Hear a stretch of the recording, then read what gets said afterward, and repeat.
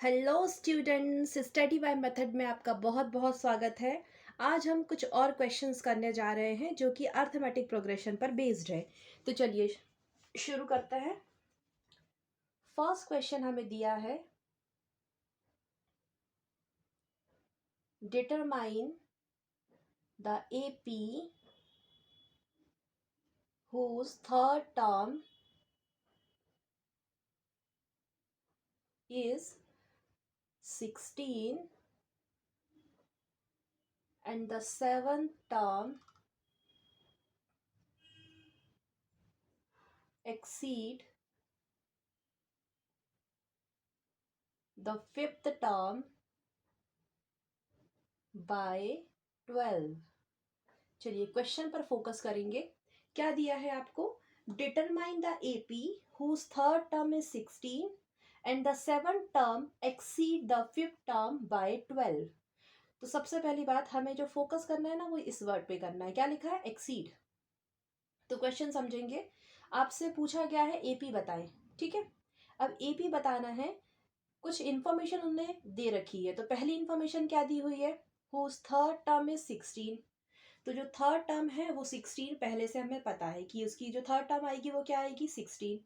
Seven term के लिए कुछ कंडीशंस हैं। तो क्या कंडीशन दे रखी है?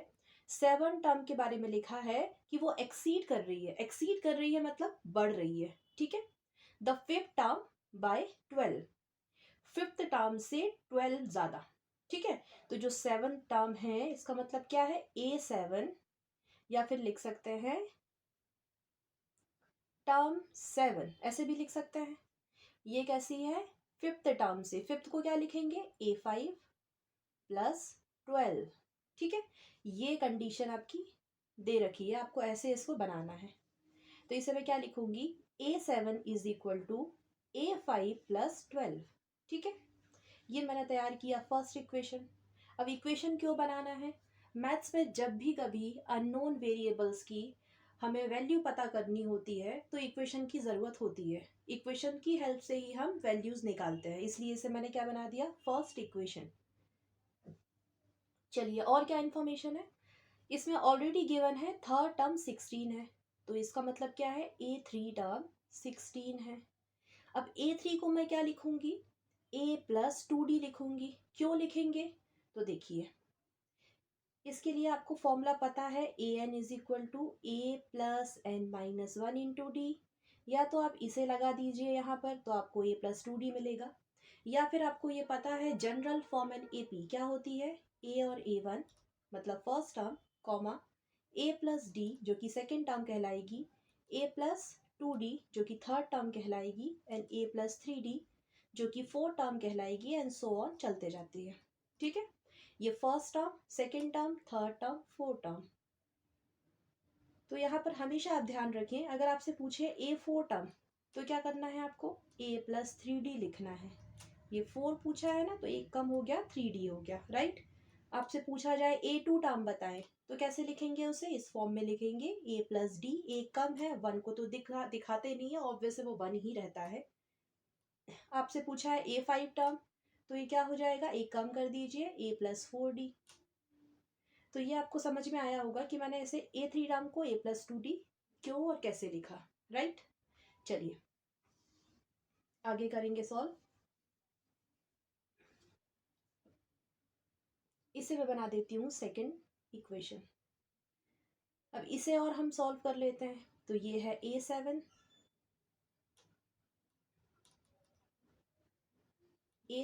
Is equal to A5 plus 12। A7 को क्या लिखेंगे? A plus 6D is equal to A5 को क्या लिखेंगे? A plus 4D plus 12 as it is. अब सारी वेरिएबल में एक साथ कर लेती हूँ, नंबर को एक साथ। तो A प्लस 6D, ये यहाँ आएगा तो माइनस ए हो जाएगा, यहाँ पॉजिटिव वाला माइनस 40 हो जाएगा, इज इक्वल टू 12, यही रहने दीजिए। प्लस माइनस कैंसिल आउट हो जाएगा, प्लस माइनस माइनस होता है, बड़ी नंबर का साइन आता है, 6 में से 4 माइनस कीजिए, क्या मिलेगा? 2D is equal to 12। ये इंटू में है, यहाँ जाके डिवाइड कर दीजिए, कैंसिल आउट हो जाएगा, 6 टाइम में D की वैल्यू 6 आ गई। अब जब D की वैल्यू आ गई है तो A की वैल्यू तो बहुत आसान है निकालना। चलिए D क्या आया? 6 आया। अब ए निकालने के लिए दो में से किसी एक इक्वेशन में आप डी की वैल्यू रख दे तो आपको ए मिलेगा। तो मैं यहाँ पर a plus 2d second equation में वैल्यू रख रही हूँ इज इक्वल टू 16। तो a की वैल्यू मुझे निकालना है।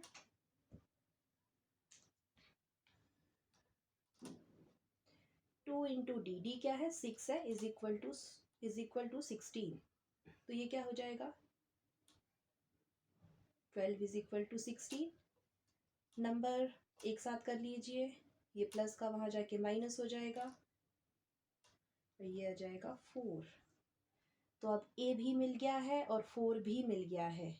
अब याद रखिए कभी भी आपसे पूछा जाए एपी बनाइए, तो एपी बनाने के लिए क्या ज़रूरत होती है, एपी बनाने के लिए फर्स्ट टर्म जिसे ए और ए वन कहते हैं ये चाहिए होता है, और डी जिसे कॉमन डिफरेंस कहते हैं ये पता होना चाहिए।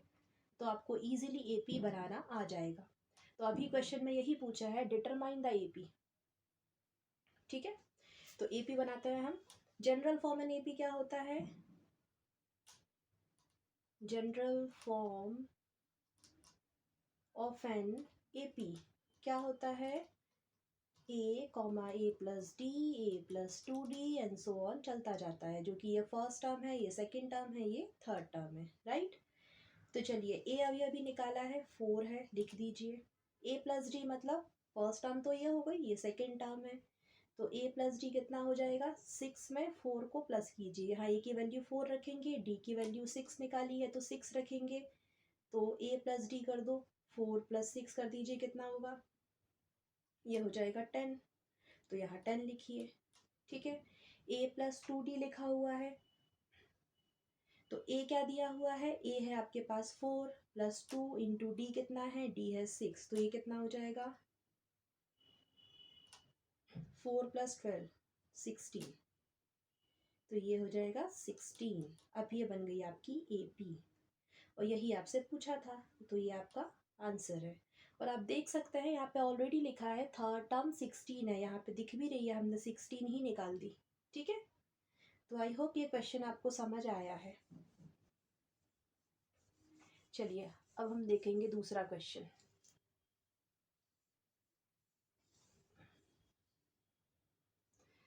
एक और क्वेश्चन जो है उसमें आपसे पूछा जा रहा है 20 टर्म आपको निकालना है, लेकिन एक कंडीशन है, फ्रॉम द लास्ट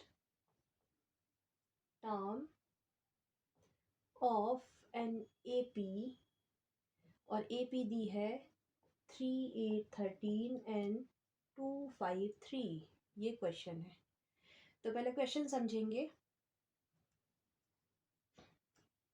आपको क्या फाइंड करना है, 20 टर्म बतानी है, लेकिन कंडीशन ये है from the last term of an AP, और एपी भी आपको दी है 3, 8, 13 एंड सो ऑन 2, 5, 3 तक जा रही है, मतलब लास्ट टर्म इसकी हो गई 2, 5, 3।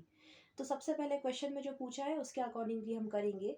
सबसे पहले अकॉर्डिंग टू क्वेश्चन क्या पूछा है, फ्रॉम द लास्ट टर्म, तो लास्ट टर्म तो ये है, तो अब एपी जो ये दी है ना 3, 8, 13 एंड सो ऑन 2, 5, 3 तक, ये नहीं लेंगे, क्योंकि क्या दिया है क्वेश्चन में, फ्रॉम द लास्ट टर्म, तो लास्ट टर्म तो 2, 5, 3 है, तो एपी क्या बन गई 2, 5, 3, और अब ये ऐसे ऐसे चलते जाएगी, ये 13, ये 8, ये 3 एंड सो ऑन। ठीक है, अब एपी बनाने के लिए क्या चाहिए होता है, फर्स्ट टर्म जिसे ए या ए वन कहते हैं, और कॉमन डिफरेंस जिसे डी कहते हैं। तो इस सीरीज से आपको क्या क्या चीज़ें मिल रही है इजीली, वो देख लीजिए। यहाँ पे आपको फर्स्ट टर्म दिखाई दे रही है, तो फर्स्ट टर्म जिसे ए और ए वन कहते हैं वो है 2, 5, 3, जो हमने देख के यहीं से लिख दी है। डी कैसे निकालते हैं बच्चों, तो नेक्स्ट टर्म में से प्रीवियस टर्म माइनस कर दीजिए। देखिए नेक्स्ट से प्रीवियस टर्म, नेक्स्ट में से प्रीवियस टर्म, ऐसे चलते जाएगा, तो यहाँ गलती नहीं करना है। तो ये क्या हो जाएगा 3 माइनस 8, प्लस माइनस माइनस होता है, दो में से जो बड़ा नंबर है उसका साइन आ जाता है, तो 8 माइनस 3 कितना हो जाएगा 5, लेकिन कौन सा -5। तो ए भी है और डी भी निकाल लिया आपने -5। अब क्या करना है आपको, कौन सी टर्म पूछी है 20 टर्म पूछा है, इसका क्या मतलब हुआ, A20 का क्या मतलब है, A प्लस 19D, यही मतलब है। तो A भी है D भी है, बस वैल्यूज रखना है, तो रखते हैं वैल्यूज। ए की वैल्यू है 253 प्लस 19, डी की वैल्यू -5 है, 253। देखिए प्लस माइनस माइनस होगा, 19 यहाँ पे कुछ नहीं है मतलब इंटू है, तो 19 इंटू 5 कितना हो जाएगा? 19 में आपको किसका इंटू करना है? 5 का करना है, तो ये हो जाएगा 95। प्लस माइनस माइनस होता है और बड़ी नंबर का साइन आता है। 253 में से 95 माइनस कीजिए तो कितना आएगा? 158। और जो 158 आया है ना, वो आया है आपका 820, मतलब 20 टर्म पर जो नंबर है वो है 158। ये आपका आंसर है। तो आई होप आपको क्वेश्चन के साथ साथ सॉल्व कैसे करते हैं ये समझ में आया है।